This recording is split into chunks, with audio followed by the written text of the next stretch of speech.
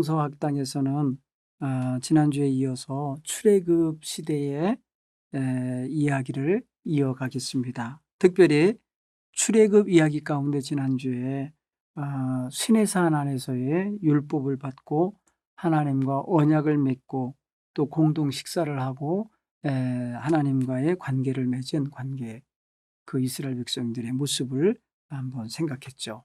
오늘은 그 율법을 받는 과정에서 등장하는 출애굽기 19장 이후 율법과 동시에 주어지는 레위기에 담겨 있는 그런 제사나 아니면 출애굽기 24장 이후에 나오는 성막과 제사 문제는 항상 연결되는데요. 우리가 함께 그것을 생각해 보도록 하겠습니다. 먼저 이스라엘 백성이 시내산에 도착한 것이 애굽에서 떠난 지 3개월 되던 때에 도착했다고 그랬습니다. 시내 광야에 있는 시내산에. 그 시내산에 이르렀을 때에 하나님께서는 그 백성들로 하여금 이제 정식으로 하나님 소유된 백성으로 이제 정하시는 과정이 나오죠. 출애굽기 19장 5절 6절에 그렇게 말씀하셨어요. 세계가 다 내게 속하였나니 너희가 내 말을 잘 듣고 내 언약을 지키면 너희는 모든 민족 중에서 내 소유가 되겠고 너희가 내게 대하여 제사장 나라가 되며 거룩한 백성이 되리라. 이렇게 말씀하셨어요. 여러분, 이게 이스라엘 백성들을 아주 특별한 위치에 세워주고 계신 말씀이에요. 이스라엘 백성들은 아브라함 때 이미 선택받은 민족의 씨가 형성되기 시작했지만 구체적으로 오늘 이 본문 출애굽기 19장 5절 6절이 모든 열방 민족들 속에서 하나님의 백성으로 소유된 백성으로 지목하시어 빼내시고 그들로 제사장 나라가 되게 하는 그러한 언약을 맺는 이 귀한 의식을 갖게 되는 거예요.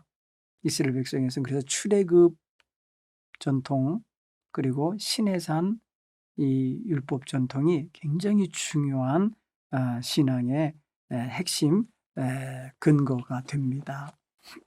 이스라엘 백성들은 그래서 하나님께서 자기네들을 세계 열방의 모든 민족 중에서 제사장 나라로 세웠다고 하는 거룩한 백성 성민으로 택하셨다고 하는 사실을 늘 자부심 있게 생각했습니다.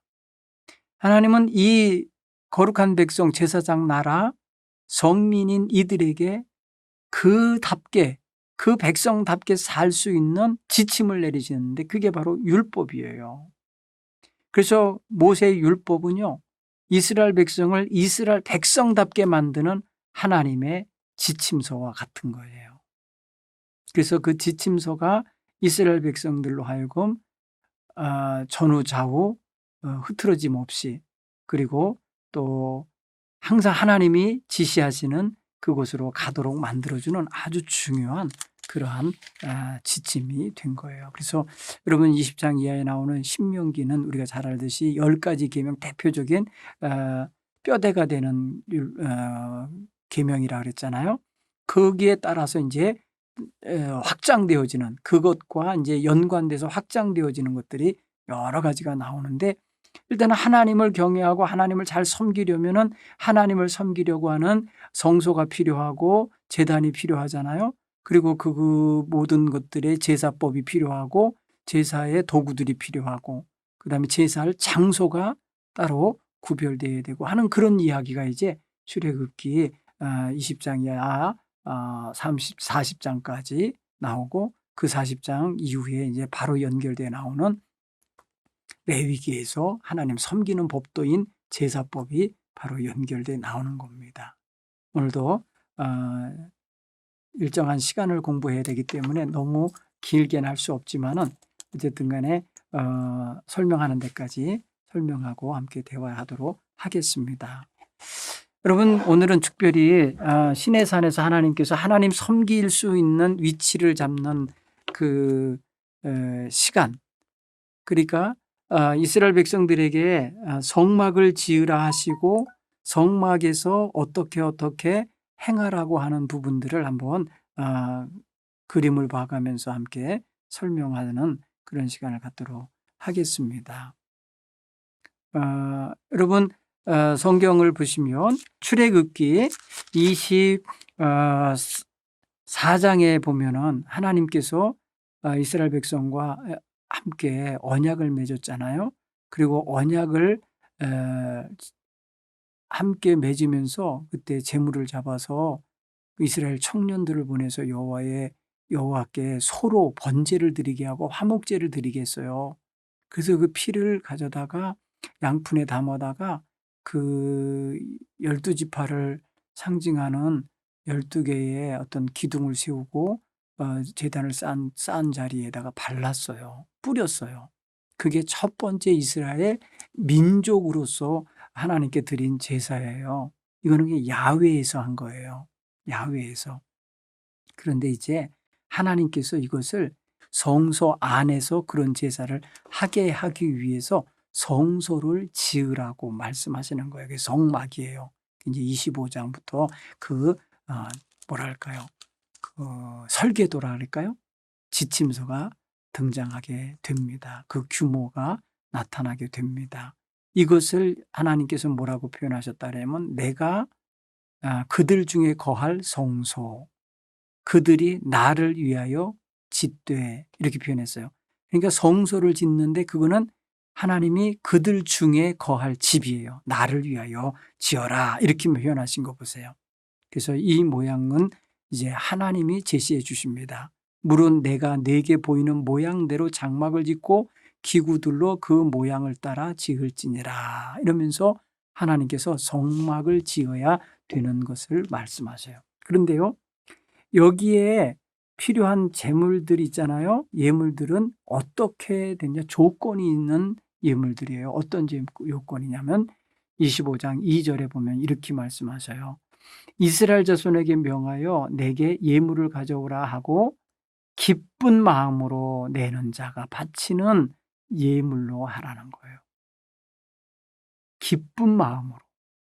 그것을 나중에는 뭘로 표현하냐면 자원하는 마음으로 드리는 예물을 가지고 만들라고 표현하셨어요. 여러분 그것은 이제 제가 이제 한번 또 구체적으로 읽어 드릴게요. 하나님께서 이스라엘 백성들에게 여호와께 드려야 될 그런 마음의 제물이 어떤 거냐면요. 35장에 가면은 구체적으로 나오는데 모세가 이스라엘 자손의 온 회중에게 말하여 이르되 여호와께서 명령하신 이 일을 위하여 해야 될 때 필요한 물건은 이런 거라는 거예요. 너희의 소유 중에서 너희는 여호와께 드릴 것을 택하되 마음에 원하는 자는 누구든지 그것을 가져다가 여호와께 드릴지니. 여기 보면은 마음에 원하는 자. 아까 뭐라 그랬어요? 앞에 25장에서는 기쁜 마음으로 내는 자. 그리고 35장에서는 마음에 원하는 자 이렇게 표현했어요. 그리고 35장 21절에 가면 이렇게 했어요. 이스라엘 백성들이 이제 그 말씀을 듣고 돌아갔잖아요. 각자 자기 장막으로 가서 하나님께 드릴 게 나한테 뭐가 있나, 어떤 거를 드릴까 이렇게 생각하지 않겠어요?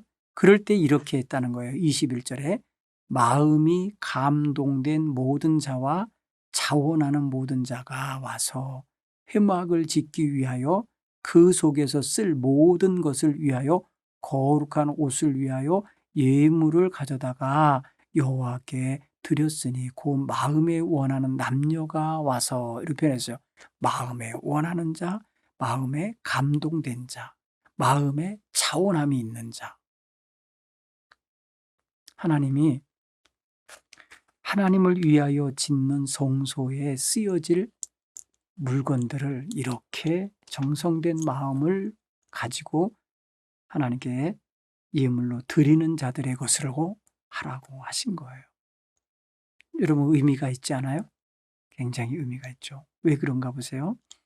이스라엘 백성들은 그때까지 하나님을 대면하려면 모세라는 사람을 대신하여서 모세라는 사람이 대신 산에 올라가서 하나님을 뵙고 내려오고 묻고 내려오고 말씀을 듣고 내려와서 전해주는 걸 들었어요. 그런데 이제는 하나님께서 그들이 거하는 그 진영 중에 그 장막들 속에 하나님을 위한 장막을 짓게 하고 거기 머물겠다 하셨으니 자기네 가까이 다가오신 하나님을 의식하게 되잖아요. 그 하나님을 맞이하는 그런 일에 자신들이 자원하는 마음으로, 감동된 마음으로 거기에 필요한 건축 자재를 내어 드린다는 건 너무나 의미가 있고 동참한다는 의미가 있죠. 그래서 여기 그렇게 하기 원하는, 기뻐하는 마음을 가진 남녀가 그 바칠 물건들을 가져다가 드렸다는 거예요. 그런 사람들에게 받으라는 거예요. 그러니까 여러분, 구약 성경에서 성소를 짓는 때에 하나님께 드려지는 예물은 그런 면에서 아주 정성된 마음, 기뻐하는 마음, 자원하는 마음에서 나온 거였다는 걸 알 수 있습니다. 여러분, 여기에 들어가는 어떤 자재가 참 다양합니다. 다양한데요. 이 모든 것들을 위해서 필요한 것을 이제 총 리스트라고 할까요? 이렇게 목록을 보면은 25장 3절 이하에 쭉 나옵니다. 너희가 받을 예물은 이런 것들이다. 그래서 금, 은, 놋, 청색, 자색, 홍색, 실과 가는 배실, 염소털, 붉은 물들인 수양의 가죽과 해달의 가죽과 조각목, 등유 관유에 쓰이는 향료와 분향할 향을 만들 향품과 호마노와 에봇, 호마노고, 그다음에 에봇과 흉패에 물릴 보석이고, 뭐 이런 것들이에요. 나중에 보면은요, 조각목이라는 것도 있어요. 조각목, 목재입니다. 그런가 하면은 또 우리가 이게 일반적으로 생각하면 놋이라는 것이 있어요. 놋. 예. 그런 것들이 다 거기에 필요한 물품을 만드는 데 사용되어지는 거예요. 여러분, 성경 그래서 출애굽기 25장부터 27장까지 보면은 설계도가 나오는 거라고 보면 좋겠어요. 설계도. 성막을 어떻게 만들어라. 크기는 얼마나 길고 넓게 만들어야 되는지, 거기에 쓰이는 그 휘장이라 할까요? 그 휘장은 몇 폭으로 해야 되는지, 그런 것들이 일일이 다 숫자화돼서 나오는 것을 여러분 볼 수가 있어요. 여러분, 이제 성막을 먼저 설명해 보면요. 성막은요, 일반 성소가 있고요, 뜰이 있고요, 그리고 저쪽 안쪽에, 서쪽 안쪽에 뭐가 있냐면 지성소가 있습니다. 성막 안에는 일반 성소와 지성소로 구별이 되게 돼 있어요. 그 지성소와 일반 성소의 크기는 우리가 26장을 보면은 잘 표현되어져 있습니다. 그래서 일일이 이거를 그려보기도 해보고 한번 좀 그것을 생각해 보는데, 여기서 한 규빗이라는 것은요, 단위가 있는데, 길이 단위가 있는데, 여러분 45cm 내지 50cm 그 사이에 들어가는 거라 그래요. 성인 남성들의 이 손끝에서 여기 이 팔꿈치 끝까지를 한 규빗이라고 한다 그래요. 이렇게 보면은 이 길이가 각자마다 다 다르겠지만, 저같이 짧은 사람은 짧겠지만은 큰 사람 또 길잖아요. 그러면은 45에서 한 50cm 정도 된다고 그래요. 네, 이거를 가지고 이제 폭을 잰 것 같아요. 그래서 이걸로 길이를 재 가지고 폭을 몇 폭을 만들어야 되는지, 길이를, 넓이를 얼마만큼 해야 되는지, 이런 것들을 다 거기에 맞춰서 했다는 것을 알 수 있습니다. 그래서 그리고 그렇게 성막을 지어놓고 난 다음에 성막 외곽에 뭐가 쳐지느냐 하면 말뚝을 받아가서요, 포장을 치듯이 딱 이렇게 테두리를, 울타리를 치는 게 나옵니다. 그래서 여러분, 성막의 모형을 보면은 여러분들이 얼른 이해가 될 겁니다. 한번 보면은요, 그 성막 뜰에서는 그래서 제사장들과 레위인들이, 백성들이 가져온 제물을 잡아 거기서 제물화 시켜가는, 각을 뜨고 가죽을 벗기고 하는 그런 거 있잖아요. 그런 작업을 하는 공간이고, 그 뜰 안에 뭐가 있냐면 제단이 있어요. 불 붙어서 장작 내서 태우는 그것이 있고, 그래서 그 타는 제단과 성막 사이에 물두멍이라 해서 제사장들이 제사를 지내고 나서 더럽혀진 피로 물들어 있는 손 같은 거를 다 씻는 거죠. 깨끗이 씻고, 그리고 성소로 들어가서 하나님께 기도를 하게 되는 그러한 장면으로 우리가 연상해 볼 수 있는 공간들이에요. 그렇게 보면 되겠고요. 그 다음에 그 성막 안에 들어가면요, 뭐가 있느냐면요, 제일 안쪽에는 증거궤가 있습니다. 증거궤라고 하는 것은 법궤죠. 법궤는 아주 이렇게 조각목으로다가 먼저 짜서 그 테두리와 겉면을 다 순금으로 씌웠습니다. 그리고 채를 만들어서 양쪽에 고리를 만들어서 그것을 끼워갖고 어깨에 메고 갈 수 있도록 되어 있어요. 그리고 그 증거궤 안에는 법궤 안에는 십계명 돌판이 들어있고 아론의 싼난 지팡이도 들어있다 그러고 그다음에 만나를 담아놓은 항아리도 들어있었다고 성경은 말하고 있어요. 그리고 그 뚜껑, 그 법궤를 덮어놓은 뚜껑 위에는 그룹이라 해서 천사 모양이 이렇게 딱 날개 달린 천사 모양을 양쪽에 세워놨습니다. 그리고 그 천사는 그 그룹은 서로 얼굴을 맞대고 이렇게 바라보게 되고 날개로 가리게 되어 있었어요. 거기를 속죄소라고 표현해서 속죄소, 곧 하나님이 거기 임재하시는 자리라고 말하고 하나님은 거기서 내가 너와 만나고 이렇게 표현했어요. 거기가 만남의 장소예요. 그래서 모세가 아니면 또 대제사장이 그 성소에 들어가서 거기에 임재하신 하나님과 만나게 된다는 거예요. 그게 바로 지성소 안에 휘장으로 가려진 지성소 안에 놓여진 물건이고 거기에 상징적 의미가 그런 거예요. 그리고 그거 바로 바깥에 등불이 있는 곳이 있고 그다음에 떡상이 이렇게 옆에 함께 놓여 있어요. 마주 보면서. 그래서 진설병이라고 하는 그 떡상에는 항상 떡이 거기에 올려져 있어야 돼요.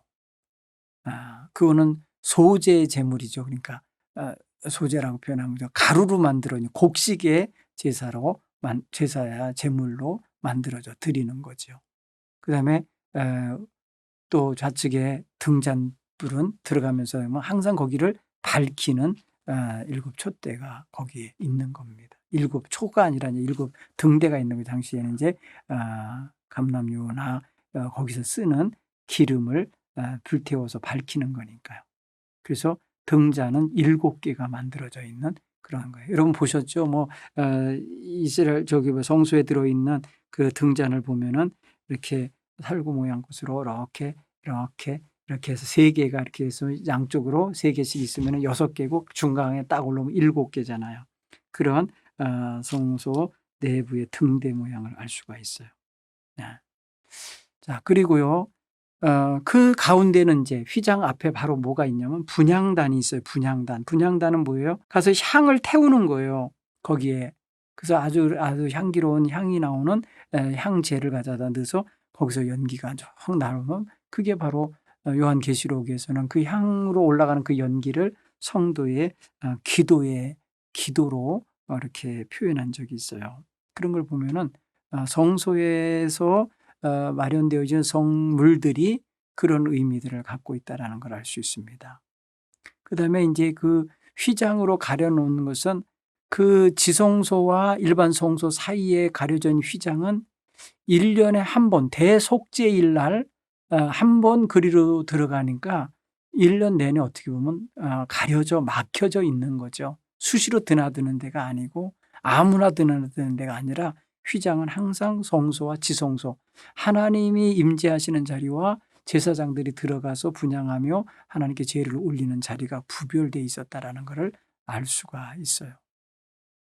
오늘날도 보수적인 교회들을 가면은 강대상 앞에는 이렇게 금줄같이 쳐서 아무나 못 올라가게 이렇게 해놓은 장로교회들이 있더라고요. 그런데 사실은 이제 그런 이제 눈에 보이는 그런 어떤 거룩한 공간과 또 그렇지 못한 공간 사이를 이렇게 구별해 놓은 모양은 되지만은 그리스도 안에서는 그리스도께서 휘장이 쫙 찢어지게 하셨잖아요. 다 2개로 쪼개지게 하셨다는 소리는 성소와 지성소 사이를 다 열어놓으셨다라는 그런 의미가 되잖아요. 그래서 예수님 안에 있는 우리들은 항상 지성소에 사는 사람처럼 하나님을 맞대면하고 사는 사람처럼 직접 기도하고 직접 하나님께 아뢰고 직접 하나님의 말씀에 응답하는 그런 생활을 하고 있는 것을 보면 참 귀하고 귀한 것입니다. 자, 그 다음에 이제 생각해 볼 수 있는 게 뭐냐면 그곳에서 섬기는 사람들 있잖아요. 바로 제사장들이에요. 이 제사장들에게는 또 입어야 할 옷이 특별한 옷이 있었어요. 에봇이라고 합니다. 에봇. 그러면 제사장들의 옷들 보면은요, 아주 멋집니다. 머리에 관 쓰고요, 이마에 어떤 그런 테두리가 있고 있는 어떤 띠가 둘러지고요, 어깨로부터 이렇게 밑에까지 내려지는 원피스 형태의 옷이 있고요, 속옷이 있고, 그 위에 또 제사장을 표시하는 제사장 복장이 하나 있고, 그 다음에 제일 위에 에봇이라고 하는 아주 보석 박혀 있는 12개의 보석이 박혀 있는 그것이 있고요. 흉배죠. 안에 주머니 같은 거예요. 거기에 항상 제비하는 제비돌이 들어있는 거예요. 그런 모습이 있고, 그 다음에 그 에봇 밑에는 방울이 쭉 달려 있어요. 소리나는 방울이. 그 다음에 띠를 뜹니다. 허리띠를 다 동여서 띠를 띠는데, 여러분 제사장 복장도 한번 여러분들이 그림으로 한번 제가 자료를 올릴 테니까 보시면서 확인을 해 보시면 좋겠어요. 오늘날을 우리 개신교의 목회자들은 이런 복장으로 하나님께 예배하지 않죠. 이건 제사용 복장이니까요. 가운을 주로 입지만은 가운도 자기의 허물과 부끄러운 죄를 가린다는 상징적인 의미에서 입는 것인데, 현대에 와서는 많이들 절기 외에는 잘 안 입으시죠. 그런가 하면은 영대를 이렇게 걸칩니다. 절기를 상징하는 이제 영대지만 사실은 그게 멍에를 상징하는 것인데요. 그리스도에게 받은 사명, 주께서 나를 이걸 통해서 이끄신다라고 하는 그런 의미에서 이제 목회자들에게는 그런 현대의 예복이 있습니다.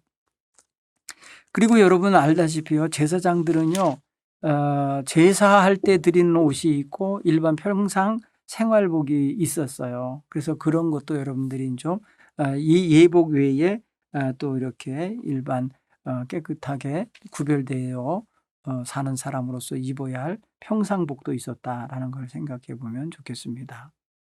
그리고 제사장을 이제 또 뽑아 세워야 되는 과정 절차가 있는데요. 제사장 위임식이라고 표현하는데, 왜냐하면 이스라엘 백성이 하나도 없었던 거기 때문에 모세 당시에 시내산 아래서 성막을 한쪽에서 성막을 짓게 하고 한쪽에서 제사장 옷을 만들게 하고 또 한쪽에서는 거기 성막 안에서 필요한 물품들을 만들게 하고 하는 이런 일들을 했어요. 그리고 난 다음에 그것을 입게 되어 활동하게 될 제사장 가족들에 대하여 위임식이라 할까요? 그들을 정결하게 하는 정결 예식을 거행하도록 하는 장면이 바로 29장에 나옵니다. 출애굽기 29장. 특별한 의식이에요. 그런 면에서 보면 거기는요, 아론과 그의 아들들을 다 데려다가 그 마련된 옷을 싹 차례대로 입히고요. 그리고 수송아지를 끌어다가 잡아서 그 머리 위에, 잡기 직전에 머리 위에다가 제사장 가족들이 손을 얹어서 안수합니다. 그러면은 그 소에게, 그 수송아지에게 자신들의 허물과 죄가 다 전가되죠. 그러면 그걸 끌고 가서 잡아서 그 피를 담아 갖고 와서 제단에 뿔이 4군데가 나 있거든. 사각형 제단인데 거기에다가 손가락으로 제단 뿔에 바르게 되고, 나머지 피는 그 제단 주변에 이렇게 쏟아서 거기서 불이 탈 때에 같이 태워지도록 한 거예요. 그리고 그러한 의식을 통해서 다른 백성들 앞에서 특별한 거룩한 신분으로 이렇게 구별 의식을 갖게 하는 것이죠. 그래서 그걸 제사장 위임식이라고 성경은 표현했습니다. 위임식이라고 정식으로 성경에 하나님이 주신 그런 명칭이에요. 그리고 이런 제사장들은 이제 그때부터는 매일 아침 저녁으로 이제 하나님 앞에 그런 제사를 올리는 특별한 일을 하게 되는 거예요. 물론 이렇게 성막이 만들어졌을 때의 성막의 위치를 두고요, 이제 어디에 성막의 위치가 잡히면은 그 다음에 백성들의 위치가 잡혀요. 그건 이제 민수기에 가면은 이제 그냥 중구난방으로 아무데나 텐트를 치는 게 아니고 어느 지파는 어느 쪽에 뭐 이런 게 다 구별되잖아요. 그 민수기 공부하면서 좀 배우기로 하고요. 오늘은 이 제단 안에서 섬기는 아론의 자손들, 아론 가족들, 이 지파들은 어느 쪽에 자리 잡고 살아야 되냐면요, 그 성막 동쪽, 그러니까 출입문 앞쪽에, 출입문 쪽에 텐트를 치고 살게 됐고요. 그 테두리 1차 테두리는 전부 레위인들이 살아야만 했어요. 레위인들의 테두리가 먼저 다 성막을 둘러싸고 울타리 쪽에 집을 짓고, 집이라는 게 텐트를 치고 살아야 돼요. 왜냐하면 다른 백성들의 접근을 막기 위함이고 부정하게 되지 않게 하기 위함 조치예요. 그리고 이제 그 다음에 이선들, 그 다음 단계에 각 지파, 세 지파씩 내면에 세 지파씩 나눠서 12지파를 배치하게 됩니다. 그거는 이제 민수기에서 가르쳐 주는 걸 보면 알 수가 있겠습니다. 자, 그리고 이 성막을 이제 만들어가는 과정 전에 뭐가 하나 그 틈에 끼어 있냐면, 출애굽기에 보면은 하나님께서 이런 설계도를 내리시고 있고 하나님께서 이런 분부를 내리시는 그 산 위에서 하나님과 모세가 만나고 있는 그 시간에 땅 아래, 그러니까 산 아래에서 백성들이 어떤 일이 벌어졌냐. 하나님은 이 거룩하게 지금 이사 올 준비하시면서 하나님의 자리를 백성들 속으로 들어오실 준비를 하면서 그렇게 지시를 하고 있는데 백성들은 타락했어요. 왜? 모세가 산에 올라갔는데 내려오는 게 너무 더딘 거예요. 약 40여 일을 성경은 있었다고 그러는데 지도자 없이 40여 일을 있으니까 백성들이 흐트러지는 거예요. 백성들이 흐트러지면서 어떻게 했냐. 야, 우리를 애굽에서부터 인도해낸 그런 지도자가 없는데 이제 우리가 우리를 인도할 신을 만들자. 이렇게 갖고 모세가 없는 사이에 애굽에서부터 자기네들을 인도해낸 사람이 어찌 된지 알지 못하겠다. 그러니 우리 신을 만들어서 우리 한번 섬기자. 이래 갖고 엉뚱한 곳으로 생각이 갔어요. 여러분, 지도자가 부재하는 상황에서 벌어진 아주 역반응인 거예요. 그때 아론이 남아 있었는데 아론이 제 역할을 못해요. 아론이 대제사장으로서 세워질 수 있도록 하나님이 위에서는 지금 산 위에서 모세에게 명령하고 있던 그 시간인데 아래에서는 백성들이 아론을 무슨 제사장으로 여기고 있는 것도 아니고 그러지 않아 그냥 모세의 형이라고 하는 차원에서, 그리고 출애굽하는 과정에서 바로를 상대할 때에 항상 파트너가 돼서 모세의 말을 해주는 대변인 역할을 해왔기 때문에 아론에게 가서 말한 거예요. 이 백성들에게 자녀들이나 아내들에게 귀에서 금고리, 귀고리 같은 거 다 빼서 가져오라고 해서 아론에게 주어갖고 이걸로 금송아지를 만들으라고 했잖아요. 금송아지. 이스라엘 백성이 430년 동안 애굽에 살면서 그 나라 백성들이 섬기는 이 황소 우상, 이 힘 있는 우상, 이거를 저들이 마음속에 생각했던 것 같아요. 그래서 그거를 만들어내는 거예요. 근데 그때 하나님께서 산 위에서 모세에게 말씀하셔요. 32장 7절에 보면 여호와께서 모세에게 이르시되 너는 내려가라. 네가 애굽 땅에서 인도하여 낸 네 백성이 부패하였도다. 그들이 내가 그들에게 명령한 길을 속히 떠나 자기를 위하여 송아지를 부어 만들고 그것을 예배하며 그것에게 제물을 드리며 말하기를 이스라엘아 이는 너희를 애굽에서 인도하여 낸 너희의 신이라 하였도다. 하나님께서 모세와 대화하다가 말고 너 내려가. 네 백성들이 지금, 네가 인도한 백성들이 지금 송아지를 만들어 놓고 그 송아지가 그네들 신이라고 외치면서 말하기를 애굽에서 인도해낸 신이다. 이렇게 말한단다. 얼른 내려가라. 그랬어요. 모세가요. 그 말을 듣고 깜짝 놀랐어요. 하나님께서 그때 뭐라고 말씀하시는 줄 아세요? 내가 하는 대로 내버려둬. 내가 그들에게 진노하여 그들을 진멸하고 너를 큰 나라가 되게 하리라. 이렇게 말씀하세요. 32장 10절은요. 너무너무 충격적인 말인 거예요. 뭐라고 표현했어요? 내가 이 백성을 다 진멸하겠다. 여러분, 진멸한다는 건 뭐예요? 아예 그냥 싹을 다 없애는 거, 죽이는 걸 의미하는 거, 다 없애버리는 걸 말하는 거예요. 그리고 내가 너로 큰 민족을 삼겠다. 이렇게 말하니 마치 아브라함을 처음 택할 때 같은 그런 심정으로 하나님이 너 모세야 내가 너 하나 다시 시작하겠다. 이러고 하시면서 나 없애겠다는 거와 똑같은 건데 모세가 너무 충격을 받고 그날 모세가 거기서요. 여호와 하나님께 구하고 간구합니다. 이게 중보 기도죠. 뭐라고 하나 보세요. 저는 이 기도가 참 위대한 기도라고 생각해요. 민족의 지도자가 민족을 위해서 하나님께 기도하는 장면이거든요. 모세가 그의 하나님 여호와께 구하여 이르되 여호와여 어찌하여 그 큰 권능과 강한 손으로 애굽 땅에서 인도하여 내신 주의 백성에게 진노하시나이까. 어찌하여 애굽 사람들이 이르기를 여호와가 자기 백성을 산에서 죽이고 지면에서 진멸하려는 악한 의도로 인도하여 내었다고 말하게 하려 하시나이까. 주의 맹렬한 노를 그치시고 뜻을 돌이키사 주의 백성에게 이 화를 내리지 마옵소서. 여러분 생각해 보세요.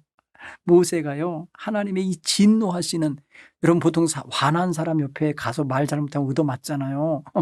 근데 모세 보세요. 하나님이 이렇게 이스라엘 백성을 다 진멸하시려고 하는 그런 진노하는 마음 앞에 지금 이렇게 어찌하여 하면서 마치 하나님께 따지듯이 말이에요. 이렇게 나가는 거 보세요. 목숨 걸고 나가는 거라는 걸 알 수 있어요. 느낌이 안 오세요? 야, 정말 죽겠다.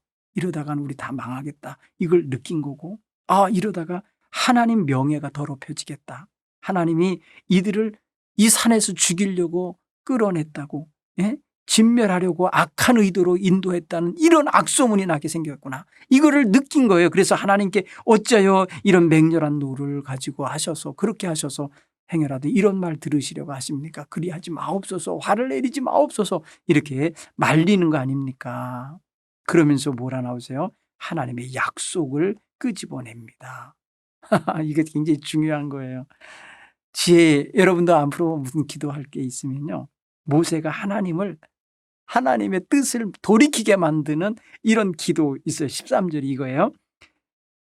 32장 13절에 보면 주의 종 아브라함과 이삭과 이스라엘을 기억하소서. 하나님 기억하시는 그분, 주께서 그들을 위하여 주를 가리켜 맹세하시지 않았습니까?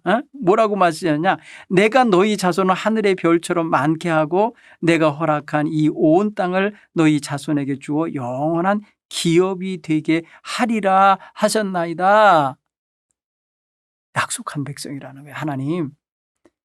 근데 여기서 진멸하시면 그 약속을 하나님 스스로가 깨트리는 결과 아닙니까? 이렇게 말하는 것 같은 거예요. 여러분, 이거 하나님이 하신 말씀이잖아. 하나님께 이렇게 하시지 않았습니까? 이 말이 중요한 거예요. 하나님의 말씀을 가지고 기도하는 거예요. 그렇죠? 하나님의 말씀을 붙잡고 기도하는 거예요. 여러분이 무슨 기도할 게 있을 때 하나님, 창세기 몇 장 몇 절에 있는 이 말씀을 제가 받았습니다. 이 말씀을 붙잡습니다. 하나님 이렇게 말씀하셨죠. 저에게도 이렇게 들렸습니다. 이 말씀대로 이루어 주십시오. 라고 하나님께 기도하는 거 지혜로운 것 같아요. 그랬더니 여러분 14절 보세요. 그렇게 환나시던 하나님이 어떻게 변하나 보세요. 여호와께서 뜻을 돌이키사 말씀하신 화를 그 백성에 내리지 아니하시니라. 여러분 하나님의 노를 진정시켜 드린 거예요. 그리고 하나님 앞에 간구하여서 하나님 뜻을 돌이키게 했다는 거예요. 여기 보세요. 14절에 여호와께서 뜻을 돌이키사. 여러분 하나님이 뜻을 돌이키신다, 바꾸신다는 거잖아요.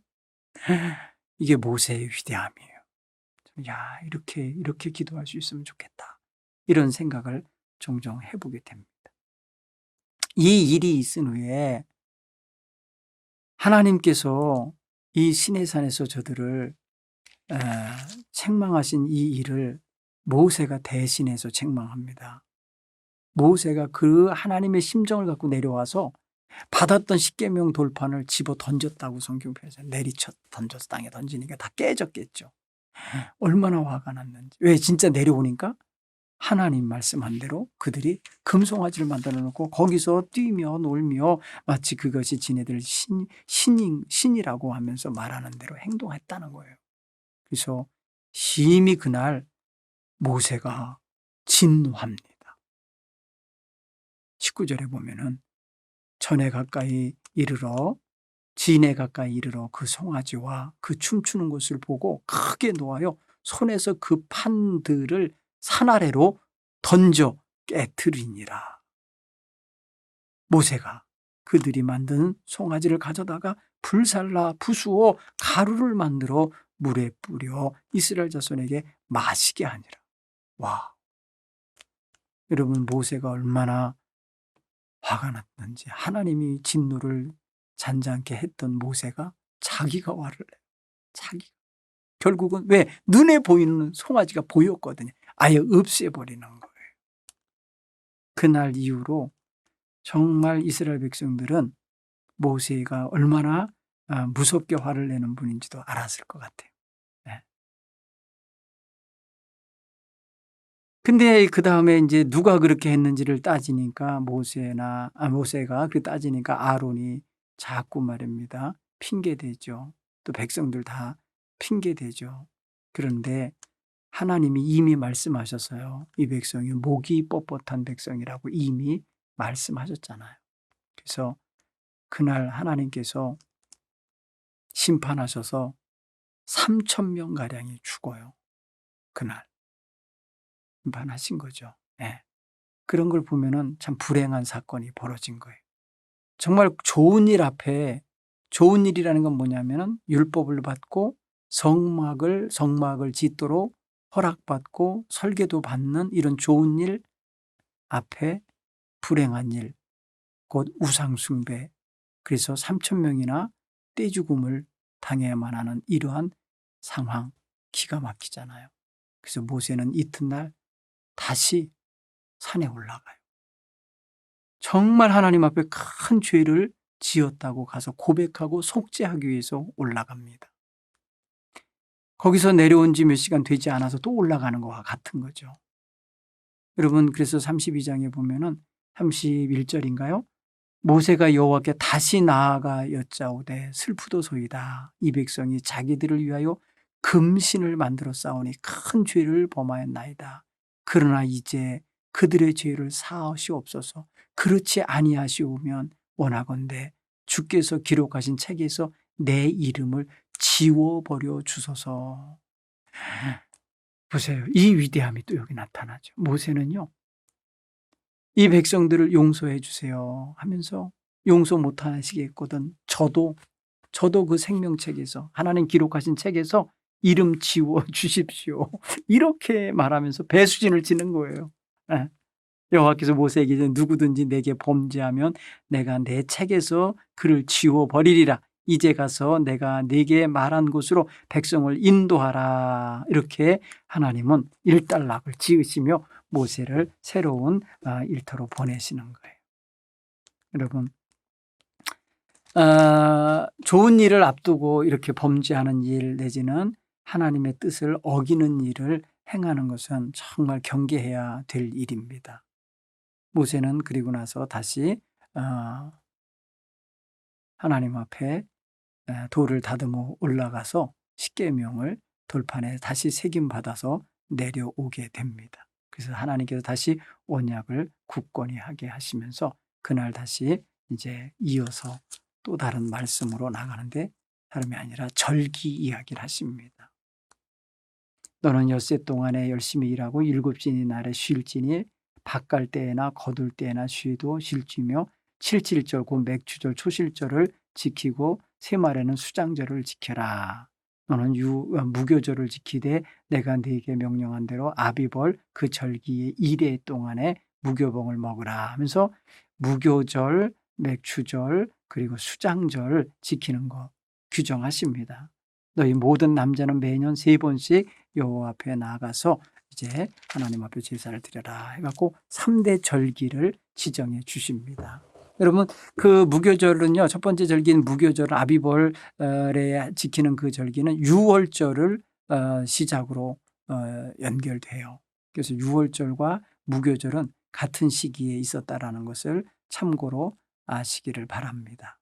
이제 모세는요, 이렇게 하나님의 율법들을 쭉 전수받아서 가지고 내려왔을 때에 하나님께서 이제 주신 말씀을 이제 백성들에게 전달하잖아요. 백성들은 그 말씀을 받들어서 이제 실천하게 되는 거예요. 그 이제 실천 항목들이 실제로 몸으로 해야 될 것, 광야에서 할 게 뭐냐면 성막을 만드는 작업이에요. 근데 그 성막을 만드는데 예물을 드리는 사람들도 자원하는 마음, 기쁜 마음, 그 다음에 마음에 감동된 자들로 했잖아요. 그런데 그것을 만드는 실제적인 노동이 있잖아요. 기술을 갖다는 기술 재능 기부 같으라는 거 있죠. 그거를 하는 사람들도 역시 마찬가지로 하나님이 지혜를 주신 사람들, 그리고 자기에게 그런 재주가 있는데 그것을 가지고 하나님 성막을 짓는데 봉사하고 싶은 자원하는 마음을 가진 사람들을 하나님이 들여다 쓰라고 말씀하십니다.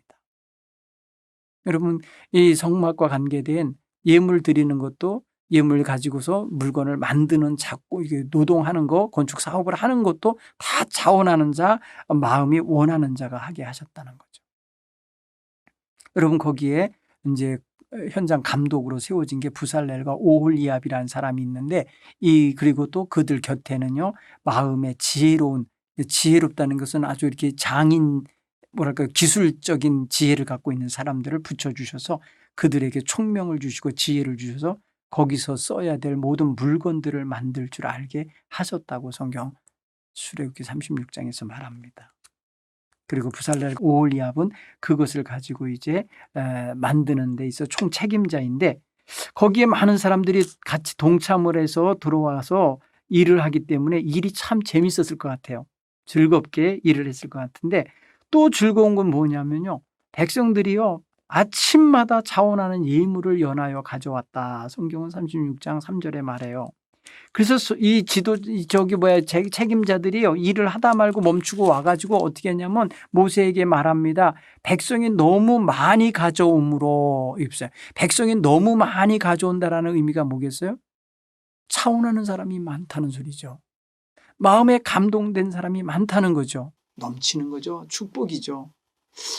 여러분, 이스라엘 백성들이 광야예요. 먹고 살기 어려운 때예요. 보통 사람들 다 자기 챙기고 싶잖아요. 야, 여기서 살아남아야 돼. 살아남아서 간 다음에 돈이 필요할 수도 있어. 뭐 할 수도 있어 해갖고 사실은 이렇게 꾸겨 놓을 수도 있고 집에 자기의 텐트에 보관할 수도 있는데 그러지 않았다는 걸 알 수 있어요. 너도 나도 다 같이 가져다가 드렸다라는 걸 알 수 있죠. 여러분, 아까 보여준 그림들을 보면요, 그 성막에 만들어지는 물건들에 필요한 것들이 많잖아요. 여러 가지 소재가 필요하잖아요. 자재가 필요하잖아요. 그것을 다 그 광야에서 해왔다는 거. 어서 뭐 사온 게 아니잖아요. 어서 생산해 온 것도 아니고요. 그들이 말입니다, 자기들이 가지고 있는 것 가지고 행한 거예요. 그러니까 굉장히 중요한 거예요. 거기서 생산한 건 뭐냐면 실이에요, 실. 색실들을, 실을 만드는 일은 그들이 매일 아침마다 가져온 거 보면 여인들이 열심히 만들었다는 걸 알 수 있어요. 여러분, 그 당시에 뭐 목화를 만들어서 실을 만들었겠어요? 전부 다 양털이거든요. 그러면 양 곁에 데리고 있었던 양들 털을 깎았다는 소리를 거고, 그 양들의 털을요 일일이 빗질하듯이 이렇게 고르게 해가지고 그걸 다 연결해가지고 실을 뺀 거고, 실을 빼서 청색, 자색, 황색, 염색을 했다는 소리 아닙니까? 네. 성소에 합당한 실이 되도록 만들었다는 거잖아요. 그러니까 얼마나 여인들이 많이 노력을 했을까 하는 걸 알 수가 있습니다. 그냥 자원하는 마음 없이 그랬겠어요. 이 장면이 너무 멋있는 장면 같아요. 참 생활상 어려운 여건인데 이렇게 할 수 있다는 게 대단한 것 같아요. 자, 그렇게 해서 성막이 만들어지고요. 37장에 가면은요, 언약궤가 만들어지고요. 상이 만들어지고 등대가 만들어지고 다 만들어지는데, 여러분 보세요. 40장에 가면은요, 이제 다 만들어진 것 같고 봉헌식을 하게 됩니다. 이 일을 다 마치니까 어떻게 되나 보세요. 39장 32절에 이렇게 말합니다. 성경 기자는 이렇게 말해요. 이스라엘 자손이 이와 같이 성막 곧 그 회막의 모든 역사를 마치되 여호와께서 모세에게 명령하신 대로 다 행하고, 이런 표현. 하나님께서 명령하신 대로 다 했다. 이렇게 돼 있어요. 40장에 이제 봉헌식에 하는 걸 보면은요, 뭐라고 돼 있냐면요, 전부 하나하나 다 그 어떤 하나가 이루어졌습니다 라고 보고하고 그 뒤에다 이렇게 썼어요. 40장 16절 보면 모세가 그같이 행하되 그 여호와께서 자기에게 명령하신 대로 다 행하였더라. 그렇죠? 성막을 세웠을 때도 역시 마찬가지입니다. 19절에 여호와께서 모세에게 명령하신 대로 되니라. 또 21절에 보면 여호와께서 모세에게 명령하신 대로 되니라. 뭐예요? 증거궤, 성막, 아니면 뭐 이런저런 모양들 만드는 게 전부 다 하나님이 명령하신 대로 했다라고 표현하고 있다는 거죠. 여러분 그 말이 모든 그 하나하나 보고하는 내용 끝부분에 마치 후렴구처럼 들어있어요. 이 말은 뭐겠어요? 임의대로 만들지 않았다는 거예요. 멋부리면서 만든 것도 아니고요. 유행 따라 만든 것도 아니고요. 하나님이 보여준 식양대로 양식대로 만들었다는 거예요. 그 사이즈로 만들었고 그 크기로 만들었고 그 모양대로 만들었다라는 그런 의미예요. 그러니까 뭐예요? 하나님이 그려주신 대로 말씀하신 대로 했다는 거예요. 그러니까 얼마나 그게 멋졌겠어요. 그렇죠? 한 번도 본 적이 없는 거죠. 사람들이. 자기네들의 애굽 문화가 끼어들 틈이 없는 거죠. 자기네들이 430년 동안 그 화려한 애굽 문화를 많이 경험하고 있을 텐데 하나님이 하라는 대로 만들어야 되니까 그것들은 다 끼지 않고 하나님이 지시한 방식대로 됐다는 거죠. 멋지잖아요. 그날 하나님께 이렇게 봉헌식을 하는 날 어떤 역사가 있었나 보세요. 하나님이 그들이 만들어 세운 성막 안에 오십니다. 이제 시내산 꼭대기에서 만나시는 게 아니라 그 회막 안에 만나세요. 자, 출애굽기 40장 34절 읽어볼게요. 구름이 회막을 덮이고 회막에 덮이고 여호와의 영광이 성막에 충만함에 하나님 임재하신 거예요. 모세가 회막에 들어갈 수 없었으니 이는 구름이 회막 위에 덮이고 여호와의 영광이 성막에 충만함이었으며 모세조차도 그 안에 들어갈 수가 없었다는 거예요. 구름이 성막 위에서 떠오를 때에는 이스라엘 자손이 그 모든 행진하는 길의 앞에서 나갔고 구름이 떠오르지 않은 때에는 떠오르는 날까지 나아가지 아니하였다. 낮에는 여호와의 구름이 성막 위에 있고 밤에는 여호와의 불이 그 구름 가운데 있음을 이스라엘 온 족속이 그 모든 행진하는 길에서 그들의 눈으로 보았더라. 여러분 성막이 이스라엘 백성들 텐트촌 속에 들어왔잖아요. 그리고 거기에 하나님의 임재하신 상징의 불기둥, 구름기둥이 낮으로 밤으로 항상 거기 있었다는 거예요. 그래서 그것을 백성들이 눈으로 본 거예요. 보면서 뭘 느끼느냐? 하나님이 우리와 지금 함께 하시는구나. 하나님이 우리와 우리 장종이 우리의 진정, 진영 가운데 계시는구나 하면서 마음에 안심도 했고 평안함도 가졌을 거예요.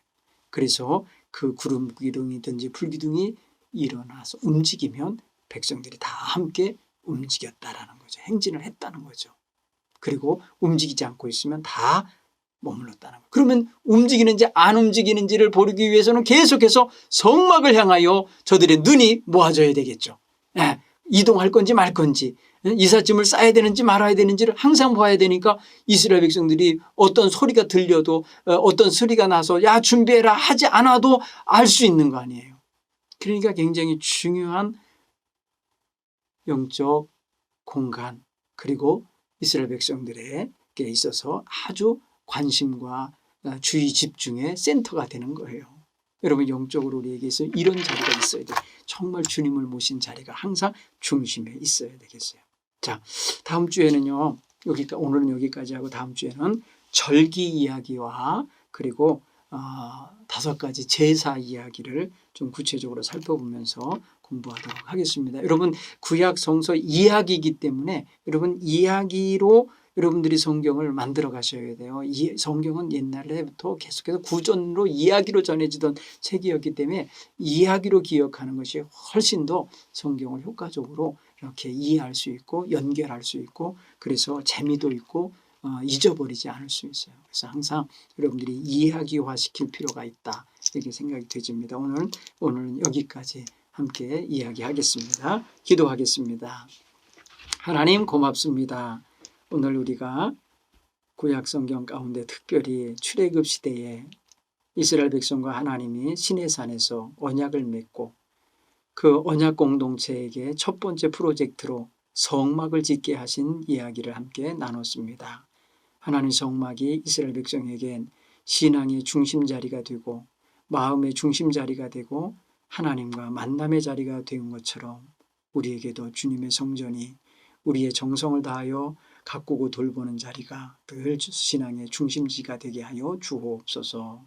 자원하는 마음, 기쁜 마음, 헌신하는 마음으로 동참했던 것을 생각할 때에 우리의 마음도 늘 주님을 위한 주님을 내 안에 모시는 일을 위한 정성된 마음가짐이 늘 있게 하여 주옵소서.